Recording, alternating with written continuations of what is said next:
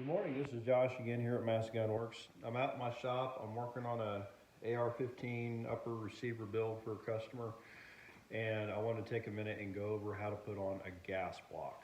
So this right here is a gas block.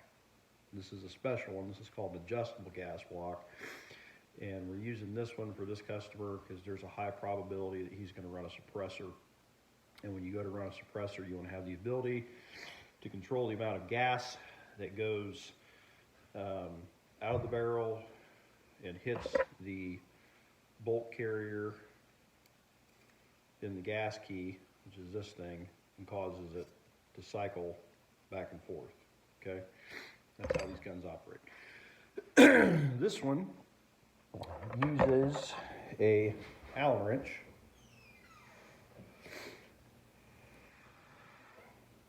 Goes into this key right here, and I don't know if you can hear it, but it clicks. And as you close this valve, there's a gas port right there, the end of that Allen wrench. And that's where the gas leaves the barrel, goes into the gas tube, and then impinges. It's called a direct impingement gas system on the gas key for the bolt carrier group. It's this thing, and causes it to cycle. Okay. If you don't have enough gas, you're going to want to cycle. If you're running suppressed, you have too much gas, it's going to come back in your face. So that's why these are nice, because it makes the weapon a little more pleasant to fire. So a couple things that we need to take into consideration. One, you want to make sure that you have your barrel nut, this thing right here. This holds the barrel to the receiver, hence why it's called a barrel nut. So our gas block is going to sit right here over this gas port hole. And when I put the gas block in place, I'm not going to be able to put this barrel nut in place. So the very first thing you want to do is either slip your barrel nut over the barrel, or go ahead and just attach it finger tightened to your upper receiver. Okay, that way you're not going to make the mistake of getting this all set and pretty and realizing, crap, I didn't put my barrel nut on, and now I got to take it all apart again. A couple things that you're going to need to do a gas block installation in general are a set of roll pin punches. These are special punches that have, find my camera there, the end of my finger, you can see that little tiny ball on the end of that punch. That's a special type of tip that comes on these roll pin punches. You're going to need that. You're going to need a small hammer. I've got a special hammer. It's got a magnetic tip. It's pretty lightweight. It's like 4 ounces. You don't need a big framing hammer. Another thing that'll make your life easier is getting a set of these blocks. Okay, these go together. They have an index pin that goes into a hole, and it just clamps around the upper receiver, and you can put it in a vise. Okay, and you want to use these blocks, because if you don't, you're going to squish, mar, and mess up your upper receiver. So there's the setup in the vise. I think these blocks are 20 bucks on Amazon. Go buy a set. They're well worth it. So the next thing you're going to need, depending on what type of gas block you're putting on, is a set of feeler gauges. Okay, these are just little pieces of metal that are ground to a very precise thickness. Like, I don't know if you can see the writing on them, but the three that I have up right now, one is 13 thousandths, one is 12 thousandths, this is 26 thousandths. And I picked these three because there's instructions that come on the card. Read these, they tell you what you need to know about how far away the back of the gas block is supposed to be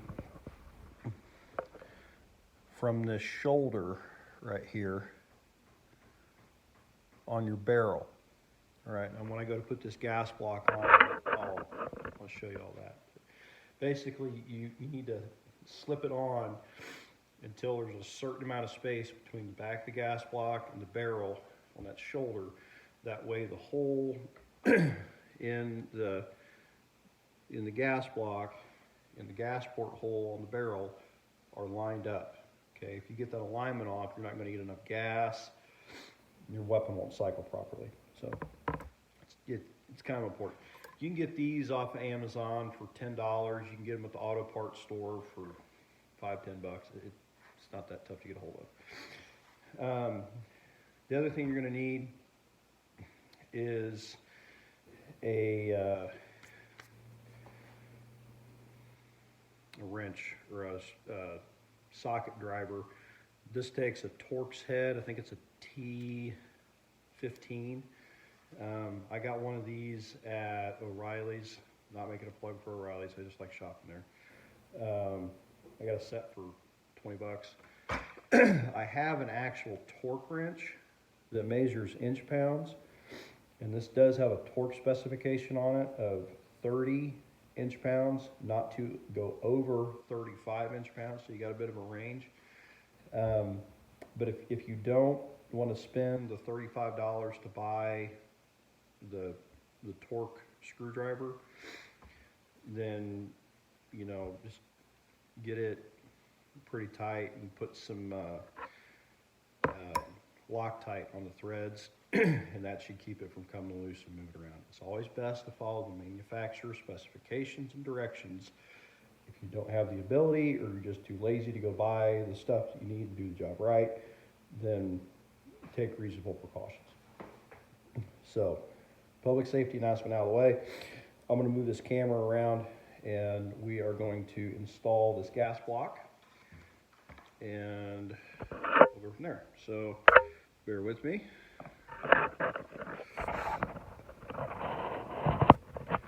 At the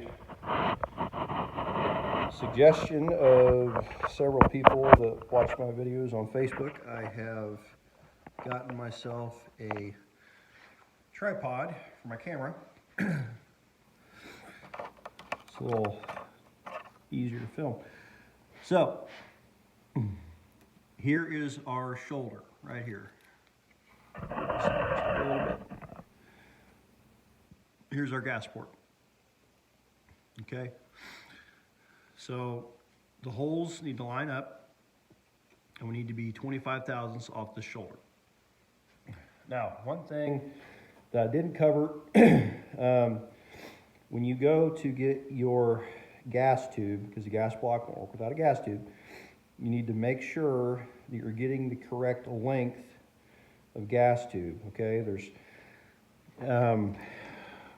there's 4 different lengths of gas system. You have a rifle length, a mid length, a carbine length, and a pistol length. Okay, when you go to purchase your barrel, it'll tell you this uses a carbine length gas system. Okay, that's pretty common.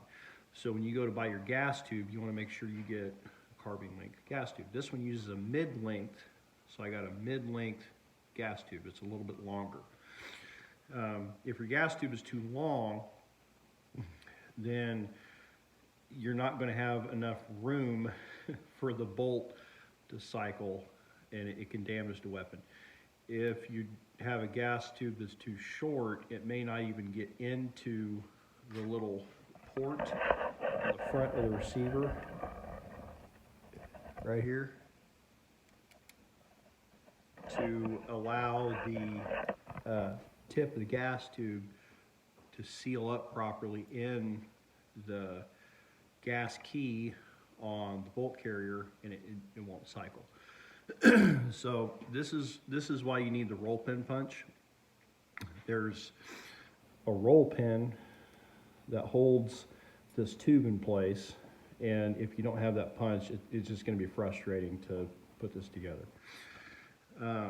So once you get your gas tube pinned in place on your gas block, and you want to make sure that you get this oriented properly. You see how I have this with the curve, it's kind of curving up. If I had this flipped the wrong way, then the hole that's in the bottom of it, of the tube, won't be lined up with the hole in the gas block. And this curve here would be curving down, okay? And it's got to curve a certain way so it will clear the barrel nut and go into this hole right here, okay? If you get it wrong, it's not a big deal. Just pound the pin out, flip it over, put the pin back in, okay? Pay attention. So we're going to slip this on, and I want to make sure that I've got these screws loosened up, because you can barely see it, but there's two shoulders here, okay? So this diameter here is probably 740, 735 thousandths. This diameter here is 750 thousandths, okay? So one other thing that you need to check, sidebar, is that you're getting the right size of gas block. The most common is a .750, but there are larger ones. You can get like a .865, you know, .95. Those are for fatter, like competition barrels. So, but the most common is a .75, which is what we have here. It's 3/4 of an inch. So we're going to slip this over, and I'm going to guide my tube into the hole on the receiver. It's kind of a cloverleaf shape, okay? And we're going to push the gas block back until we're tight against the receiver. We're not going to leave it there because we need to set our distance. So I have to be 25 thousandths away. So 13 plus 12 is 25.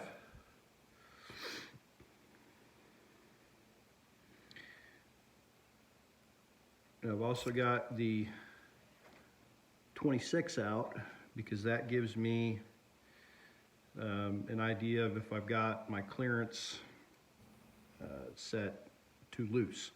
So I want to be at 25, so what I'll do is I'll take this and I'll slide it back until I can slip both these feeler gauges in. When I can, give it a little bump forward. Okay, now I'm going to check with the 26. 26 will not go in. Okay, so my gas block distance is set properly. Now I'm going to keep the feeler gauges in here. That's why I said having a vise makes your life easier. And I'm just going to snug these screws down, okay? I'm not going to torque them yet. Because the other thing I need to do is I need to look down my barrel and I need to line this hump that the tube is going into up visually with this cutout that I put the tube through. So once I get that lined up, I know that my gas tube is as perfectly as I'm able to see in line with my bolt carrier. If I really, really want to get anal about it, I could put it in the milling machine, I could set up a dial indicator, and I could sweep it. But it's not that critical. Okay, you do need to get this lined up well, but you don't need to sweep it with a dial indicator. So I'm going to come over here on the end, and this is a big no-no in the safety world, but I know there's no live ammunition in this weapon. It is not capable of firing. Okay, so I'm gonna look down the barrel and line things up.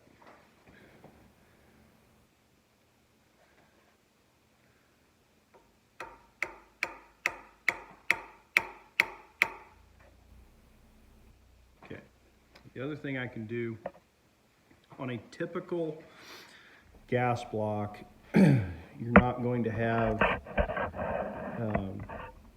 move this camera, you're not going to have a split base like this, okay? It's going to be solid all the way around. There's going to be two set screws that are going into the bottom. And on the bottom of the barrel, see if you can see it maybe, there is a dimple that's been drilled in the bottom of the barrel. So that is where that set screw would go into. We'll draw it on the board. I like the marker board.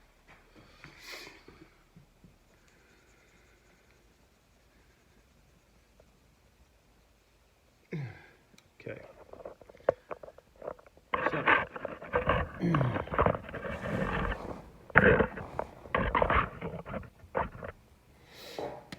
So right here we have our barrel, and here is the shoulder where our gas block would sit. And what I'm saying is on the bottom of the barrel, okay, 180 degrees opposite the gas port. There should be at least one little divot, okay? And your gas block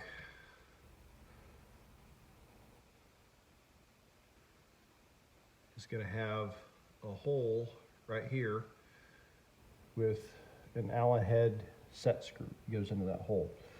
That hole is going to line up with this divot. And typically what manufacturers do is they set this so you're 25 thousandths off the shoulder like you're supposed to be. So you tighten that screw up into that hole and it indexes all that into place where it's supposed to be.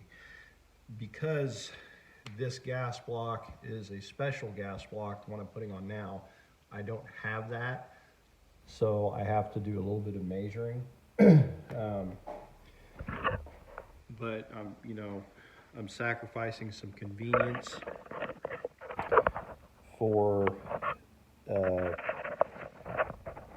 something that's going to be a little more pleasant for the customer to shoot. So what I'm going to do, I'm going to take this, I'm going to flip it over, and I have attempted to visually line up the hump of the gas block, and now I'm going to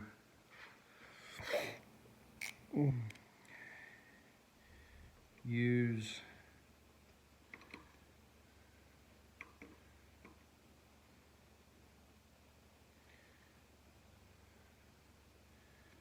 this divot here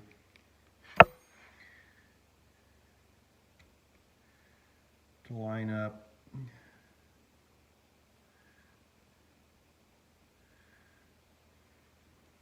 okay, and I'm going to look down the end again.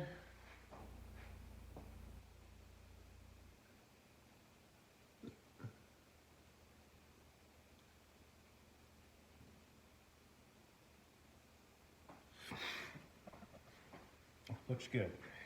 We're going to double check our spacing.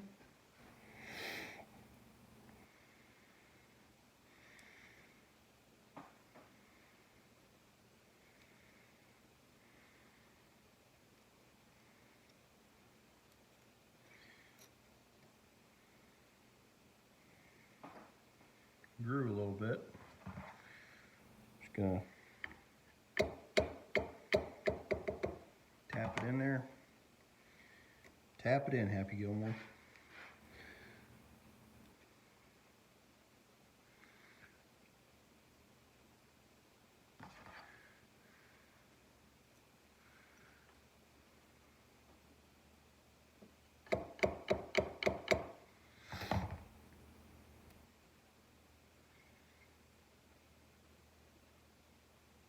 Okay, spacing is good.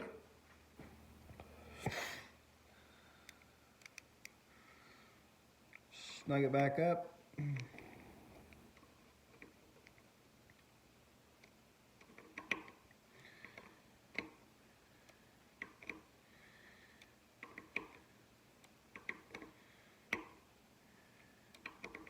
All right, now the beautiful thing about this is the way this is engineered. If you don't get this exactly correct, it's okay.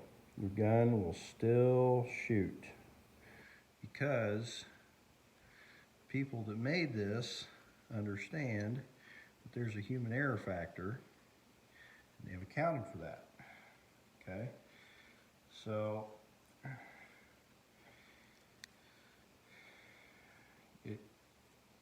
please do things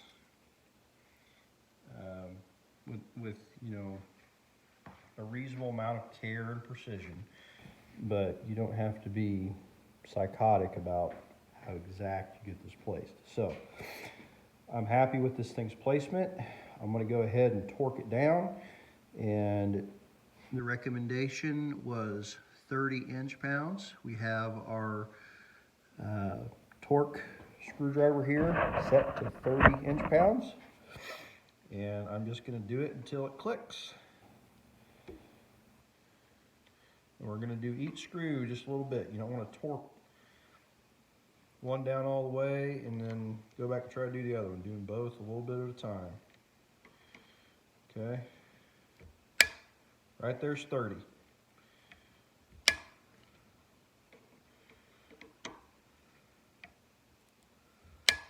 Okay. I always double click just to be sure. All right. There's 30 inch-pounds. We have torqued gas block. It is in place. The only thing we have left to do is put the muzzle device on, which I'll do in a different video, and put on the handguard here. And we need to torque the barrel nut down too. So I'm going to stop this for now, and we'll come back at a later time and do the muzzle brake. I hope you've enjoyed watching this. If you have any questions about the tools I used, or any of the other products, the brands of stuff that I'm using, I just do want to give a quick shout out to Atheris Rifle Company in Virginia. I don't remember what town. Let me look at my shipping statement here. Roanoke, Virginia. These guys make a good product. I'm building a 6.5 Grendel, and they have a package deal where they will sell you the barrel with a matching bolt, which is critical because sometimes you can get cartridges that are a little finicky with the head spacing. This is one of them, and they take the time to make sure that they send a matched bolt with the barrel. It's a stainless steel barrel. It's beautiful. I'm really excited. I was able to get a hold of this, especially now with parts being so difficult to find. So Atheris has a website. It's www.atheris. I think it's atherisrifles.com. It's ATHERIS. So if you just Google them, you'll find it. I got the gas block from Big Daddy Unlimited. This is a Superlative Arms adjustable gas block. There's all the information you need to find this exact gas block. It's made out of stainless steel. It's got a matte finish. I'm sure we're going to get a lot of good use out of this gas block. So, if you have any other questions, feel free to message me or email me. Email address is mastgunworks, mastgunworks @gmail. Thanks. Hope you have a good day.